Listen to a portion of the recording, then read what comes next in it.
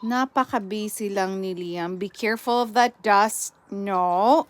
Ay. Nako, so gumawa kami ng box para sa mga herbs. Ganyan siya. Dito siya ilalagay.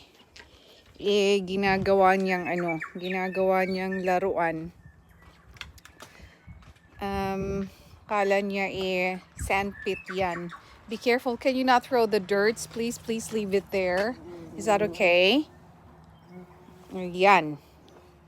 Ang init-init ng panahon. Samantalang mainit siya pero napakalamig pa din. So, ayan. We made lipat na sa bahay. Dito lang kaming dalawa. Napaka-busy nito. So, mas maganda dito kasi bumalik kami sa dating house. Kasi yung front yard, pwede siya maglaro. Unlike dun sa isang bahay na nasa hill kami. So, mahirap siya maglaro sa labas. At least dito, pwede siyang may trampoline dito sa area. Ayan, tapos flat lang siya. So, pwede lang siyang gumala-gala dito. At least hindi ko na siya masyadong babantayan. Tapos naka-close naman na yan. Naka-close yun. May gate siya.